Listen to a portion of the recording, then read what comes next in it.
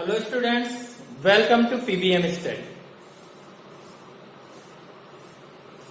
हम पिछले वीडियो में हमने पढ़ा था कि बीज का परिवर्धन किस प्रकार से होता है। ठीक है, अब हम आज पढ़ेंगे भ्रूण कोश की उपस्थिति के आधार पर बीज के प्रकार। पिछले वीडियो में डिस्कस किया था हमने कि बीजांड से बीज का परिवर्तन किस प्रकार हुआ। ठीक, अब देखते हैं भ्रूण कोश की उपस्थिति के आधार पर बीज के प्रकार। तो नंबर 1, भ्रूण कोशी या गैर एल्ब्यूमिनस बीज। भ्रूण कोशी या गैर एल्ब्यूमिनस बीज, इसका मतलब क्या हुआ कि जब बीज का परिवर्धन हो रहा है और बीज के परिवर्धन के लिए, या यूं कहते हैं कि भाई भ्रूण का परिवर्धन हो रहा है, तो भ्रूण के परिवर्धन के लिए भ्रूण को पोषण चाहिए, और वो पोषण कौन देता है? भ्रूण कोश देता है। ठीक है, भ्रूण कोश क्या करता है? भ्रूण को परिवर्धन हेतु पोषण देता है। अब भ्रूण का परिवर्धन हो रहा है, भ्रूण कोश से इसको पोषण मिल रहा है। जब भ्रूण परिपक्व होगा तब तक सारा भ्रूण कोश इस्तेमाल कर लिया जाएगा, उपयोग में ले लिया जाएगा। किसके द्वारा? भ्रूण के द्वारा। ठीक है, यानी हम यूं कह सकते हैं कि जब बीज परिपक्व होंगे, तो बीज परिपक्व होने का मतलब है कि बीज में भ्रूण भी क्या हो गया? परिपक्व हो गया। और परिपक्व होने के दौरान इसने पोषण के रूप में किसका इस्तेमाल किया? भ्रूण कोश का, और पूरे भ्रूण कोश का इस्तेमाल कर लिया। तो परिपक्व बीज में भ्रूण कोश नहीं रहेगा, नहीं बचेगा। यूं देखिए, नहीं बचेगा। क्यों नहीं बचा? क्योंकि सारा भ्रूण कोश किसमें उपयोग हो गया? भ्रूण के परिवर्धन में उपयोग हो गया। तो परिपक्व होने पर बीज में भ्रूण कोश नहीं बचता है, भ्रूण कोश की थोड़ी सी भी मात्रा नहीं बचती। ऐसे बीज अभ्रूण कोशी या गैर एल्ब्यूमिनस बीज कहलाते हैं। तो ऐसे बीज किनमें पाए जाते हैं? द्विबीजपत्री पादपों में। द्विबीजपत्री पादप जैसे मटर, मूंगफली, चना। ठीक है, ये द्विबीजपत्री पादप है। तो इनका जो परिपक्व बीज होता है उनमें भ्रूण कोश की मात्रा बिल्कुल भी नहीं होती, या थोड़ी बहुत होगी तो होगी, वरना नहीं होती है। अब वो भ्रूण कोश कहां गया? वो भ्रूण कोश पूरा भ्रूण के परिवर्धन में यूज हो गया। ठीक है, तो ये द्विबीजपत्री जो बीज होते हैं इनमें भ्रूण कोश नहीं होता। तो इन बीजों में भोजन कहां संचित रहता है? बीज पत्रों में। बीज पत्रों में भोजन संचित रहता है।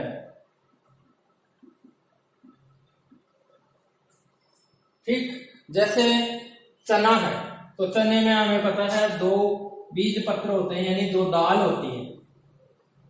ठीक, और इन दाल में, यानी ये दाल का मतलब बीज पत्र, इनमें भोजन संचित रहता है। और जब हम चने को उगाएंगे या बीज को उगाएंगे, तो जो नवोद्भिद पादप बनेगा उसको पोषण बीज पत्र से मिलेगा। भाई, बीज को उगाने पर जो नवोद्भिद पादप उगता है उसको भी पोषण चाहिए वृद्धि करने के लिए, तो उसको पोषण कहां से मिलेगा? बीज पत्र से मिलेगा। तो एक बार दोबारा सुन लीजिए कि कुछ पादप ऐसे होते हैं जिनमें बीज का जब परिवर्तन हो रहा है तो सारा भ्रूण कोश भ्रूण के परिवर्धन में उपयोग हो जाता है। तो परिपक्व होने पर बीज में भ्रूण कोश की मात्रा नहीं बचती।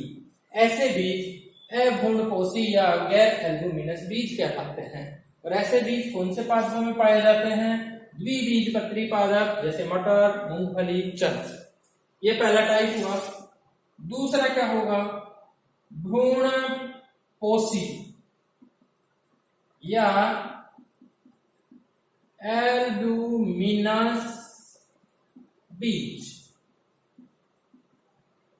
अपोजिट कर दो।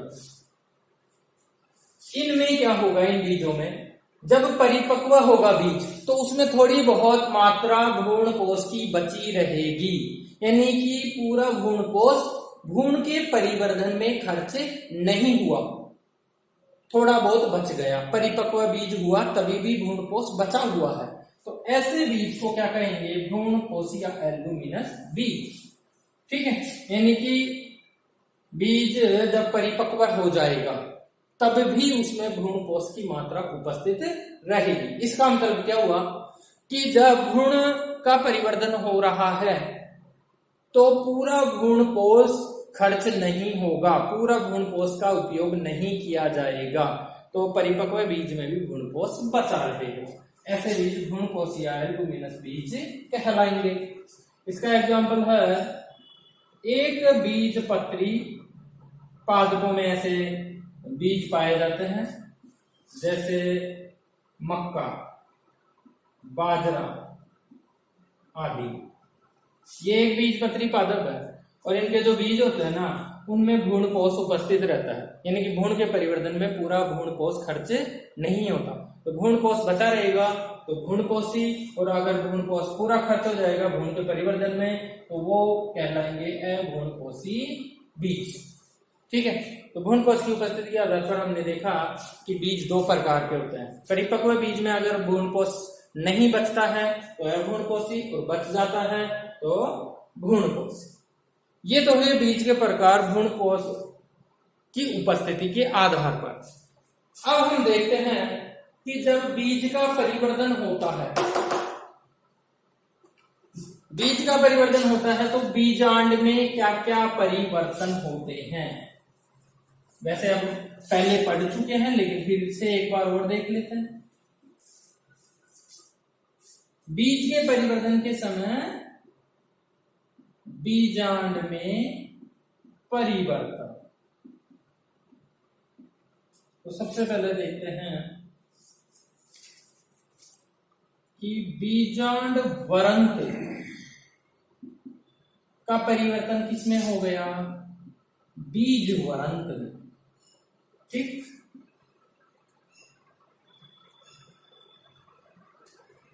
अध्यावरण, अध्यावरण हमने देखे थे दो प्रकार के थे, बाह्य और अंतर। तो इनसे बने थे क्या, बीजावरण, बीज के आवरण दो बने थे, टेस्टा व टैगमैन। बीजांड काय, तो इसके बारे में हमने क्या पढ़ा था कि अधिकांश पादपों में बीजांड काय अपहासित हो जाता है, नष्ट हो जाता है, लेकिन काली मिर्च में बीजांड काय परिभ्रूण कोश के रूप में बचा रहता है। ठीक, अच्छा जी, और परिवर्तन देखते हैं हम। अंड कोशिका जो भ्रूण कोश में पर्याय थी उसका क्या हुआ, उससे बन गया भ्रूण। द्वितीयक केंद्रक जो बीच में उपस्थित था भ्रूण कोश के और द्विगुणित था, इससे क्या बना, भ्रूण कोश। ठीक है, अच्छा अब बने हुए भ्रूण कोश की भी बात कर लेते हैं, क्योंकि भ्रूण कोश तो भ्रूण के परिवर्धन में काम आएगा। अब हम बात करें कि जब बीज बन गया बीजांड से तब क्या क्या परिवर्तन हुए बीजांड में, तो भ्रूण कोश द्विबीजपत्री में तो क्या हो गया, अपहासित हो गया, सारा खर्च हो गया भ्रूण का परिवर्धन करने में, और एक बीजपत्री में थोड़ा बहुत बचा रह जाता है। ठीक है, नाभिका का क्या हुआ, बीजांड में जो नाभिका थी वो बीज में भी नाभिका ही रहेगी। ठीक, यानी बीज के ऊपर एक छोटा सा छिद्र होता है उसे नाभिका कहेंगे। उससे क्या फायदा, जब बीज को उगाया जाएगा तो पानी उसी नाभिका के द्वारा बीज में अंदर प्रवेश करता है। और देखते हैं सहायक कोशिका जो भ्रूण कोश में थी और प्रतिमुखी कोशिकाएं, इनका क्या हुआ, ये अपघटित हो जाती हैं, अपहासित हो जाती हैं, यानी नष्ट हो जाती हैं, कुल मिला करके बीज में बचती नहीं है। ठीक, तो मेन चीजें हमने देख ली कि बीजांड में तो ये थी और बीज बनाता भी ये हो गई, यानी ये सारी चीजें किसमें है, बीजांड में। और बीजांड से क्या बना, बीज बना। तो बीज में बीजांड वृंत बदल गया बीज वृंत में, अध्यावरण बदल गया बीजावरण में, बीजांड का या तो नष्ट हो गया या परिभ्रूण कोष बनाएगा। अंड कोशिका से भ्रूण बन गया, द्वितीयक केंद्रक से बन गया भ्रूण कोष। भ्रूण कोष जो था वो या द्विबीजपत्री में तो अपासित हो जाएगा और एक बीजपत्री में थोड़ा बहुत बचा रह जाएगा। नाभिका से नाभिका ही बनेगी। सहायक कोशिका और प्रतिमुखी कोशिकाएं क्या हो जाएंगी, अपघटित हो जाएंगी। ठीक है, तो ये सारे परिवर्तन होते हैं जब बीजांड से बीज का निर्माण होता है। ठीक है, तो ये तो बन गया बीज। अब हम बात करेंगे कि फल किस प्रकार बने। तो फल का विकास हम पढ़ेंगे। तो हमने देखा था कि अंडाशय के अंदर बीजांड होते हैं और बीजांड से किसका निर्माण हो गया, बीज का। तो अब अंडाशय का क्या होगा, अंडाशय फल में बदल जाएगा। कैसे बदलेगा उसकी बात करते हैं अब हम।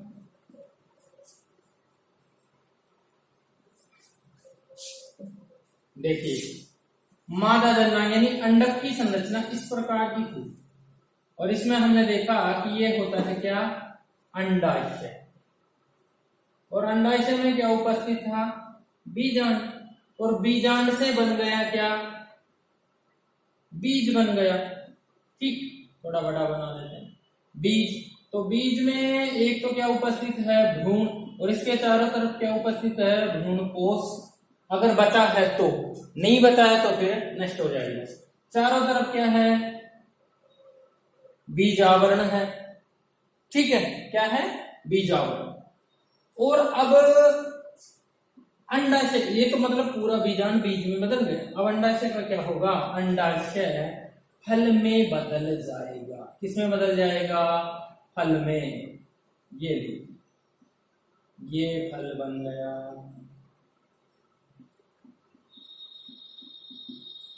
ठीक है, तो अंडाशय से किसका निर्माण हुआ, फल का। ठीक, तो अब हम पूरी बात कर लेते हैं, फल का परिवर्धन या फल का विकास। तो बीजांड से बीज बनने पर अंडाशय की भित्ति फल भित्ति में बदल जाती है। अंडाशय की भित्ति, अंडाशय भित्ति किसमें बदल जाएगी, फल भित्ति में बदल जाएगी, और जिससे पूरा अंडाशय फल का निर्माण कर लेगा। ठीक, अच्छा, इसके लिए बीजांड में और अंडाशय में कुछ हार्मोन संश्लेषित होते हैं, मतलब बनते हैं। बीजांड और अंडाशय में कुछ हार्मोन बनते हैं। वो हार्मोन अंडाशय भित्ति को फल भित्ति में परिवर्तित करने के लिए प्रेरित करते हैं। हार्मोन्स का काम ही क्या है, प्रेरित करना। तो ये हार्मोन बने किसमें, बीजांड और अंडाशय में। क्या काम करेंगे, बीजांड अंडाशय भित्ति को किसमें बदलेंगे, फल भित्ति में, और अंडाशय से क्या बन जाएगा, फल बन जाएगा। ठीक, अब अंडाशय से बने फल, अंडाशय से बनने वाले जो फल हैं वो वास्तविक फल या सत्य फल कहलाते हैं। क्या कहलाते हैं, वास्तविक या सत्य फल कहलाते। ठीक, इसको हम वास्तविक भी बोल सकते हैं। तो अंडाशय से बनने वाले फल सत्य या वास्तविक फल कहलाते हैं। कुछ पादपों में क्या होता है, फल अंडाशय के साथ साथ और भागों से भी बनता है। अब और भाग कौन कौन से हो सकते हैं, बाह्य दलपुंज, दलपुंज और पुष्पासन। ये संरचना सब हम पुष्प की संरचना में पहले पढ़ चुके हैं। अगर फल में अंडाशय के अलावा बाह्य दलपुंज, दलपुंज और पुष्पासन भी भाग लेते हैं, या यूं कह दें कि फल इनके द्वारा भी बने, यानी बाह्य दल, दलपुंज या पुष्पासन के द्वारा भी बने, तो ऐसे फलों को कूट फल कहते हैं, कूट फल कहेंगे। ठीक है, क्या होता है, सिर्फ अंडाशय से फल बने तो सत्य वास्तविक फल, और अगर फल में अंडाशय के अलावा बाह्य दलपुंज, दलपुंज और पुष्पासन भी हैं, तो ऐसे फलों को क्या कहते हैं, कूट फल कहा जाता है। ये एक बात हुई। अब कई बार क्या होता है कि बिना निषेचन के फल का निर्माण हो जाता है, बिना निषेचन के फल का निर्माण। इसका मतलब क्या हुआ कि फल तो बन गया लेकिन निषेचन नहीं हुआ, तो निषेचन नहीं हुआ तो बीज नहीं बनेगा। ठीक है, और ऐसे फल बिना बीज वाले फल होंगे, तो बिना निषेचन के जो फल बनते हैं ऐसे फलों को अनिषेक फल कहते हैं, और इस क्रिया को अनिषेक फलन कहा जाता है। अनिषेक फलन ये क्रिया है, यानी कि अनिषेक फलन किसे कहेंगे, बिना निषेचन के फल का निर्माण क्या कहलाता है, अनिषेक फलन, और बिना निषेचन के बनने वाले फल क्या कहलाते हैं, अनिषेक फल। ठीक, एग्जाम्पल बताता हूं आपको इसके, जैसे केला, अंगूर, पपीता। अभी मैंने एक बात बताई कि बिना निषेचन के जो फल बनते हैं उनमें बीज नहीं होते, तो अब आप कहोगे पपीते में तो बहुत सारे बीज होते हैं, तो कब की बात बताई जा रही है, जब निषेचन नहीं होगा तब पपीते में बीज नहीं होंगे, अन्यथा तो निषेचन के द्वारा ही फल का निर्माण होगा तो फिर पपीते में बीज होंगे। लेकिन अगर बिना निषेचन के पपीते का निर्माण हो रहा है तब उसमें बीज नहीं होंगे। ठीक है भाई, नॉर्मली फल कैसे बनते हैं, पहले निषेचन होगा और फिर फल बनेंगे, तो निषेचन होगा तो बीज बनेंगे, यानी ऐसे पपीते में तो बीज होंगे। लेकिन अगर पपीते में निषेचन नहीं हुआ और अंडा से सीधा किसमें बदल गया, फल में, तब पपीते में बीज नहीं होंगे। ठीक है, तो आजकल क्या करवाया जा रहा है, कुछ हार्मोन्स के द्वारा भी ये क्रिया करवाई जाती है। ठीक, कैसे, दो हार्मोन है ऑक्सिन व जिब्रेलिन।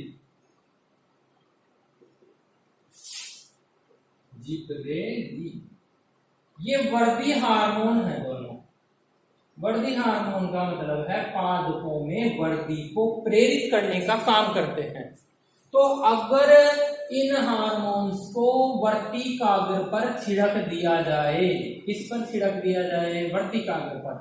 कब छिड़क दिया जाए, निषेचन से पहले, निषेचन होने या परागण होने से पहले ही वर्ती कागर पर क्या छिड़क दिया, ऑक्सिन व जिब्रेलिन, तो इसका जो अंडाशय है वो बिना निषेचन के ही फल में परिवर्तित हो जाएगा, यानी कि कौन सी क्रिया हो जाएगी, अनिषेक फलन। ठीक, दोबारा सुन लो, ऑक्सिन व जिब्रेलिन हार्मोन का वर्ती कागर पर छिड़काव करके अनिषेक फलन को प्रेरित किया जा सकता है।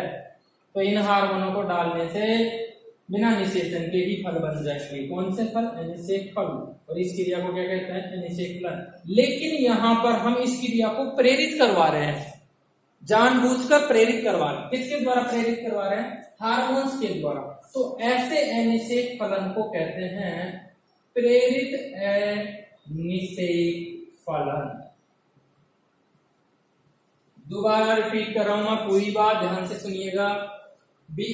फल का विकास, तो निषेचन हो गया, निषेचन हो गया तो बीज बन गए।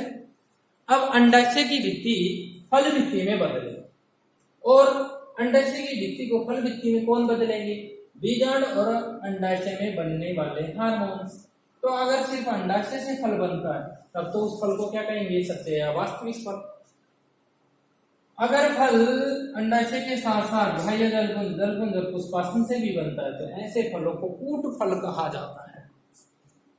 अगर बिना निषेचन के ही फल बन गया तो ऐसे फल को तो कहेंगे अनिषेक फल, इस क्रिया को क्या कहेंगे, अनिषेक फलन। एग्जाम्पल ये रहे, तो अगर बिना निषेचन के अगर ये फल बनेंगे तो उनमें बीज नहीं होंगे, तो बीज में बीज नहीं होंगे।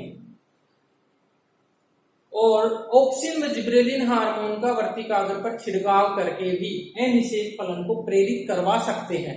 तो ऐसे अनिषेक फलन को प्रेरित अनिषेक फलन कहा जाता है। तो ये हमने देखा कि फल का विकास किस प्रकार से होता है। अब इसका इस चैप्टर का लास्ट टॉपिक बचा हुआ है, वो हम देखते हैं।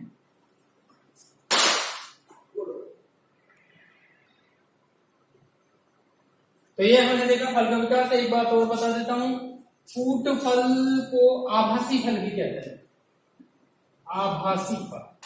ठीक है, इन दोनों का मतलब एक ही है, कूट या आभासी का मतलब एक ही होता है। तो कूट फल बोल दो या आभासी फल बोल दो। ठीक है, तो फल का विकास हो चुका है।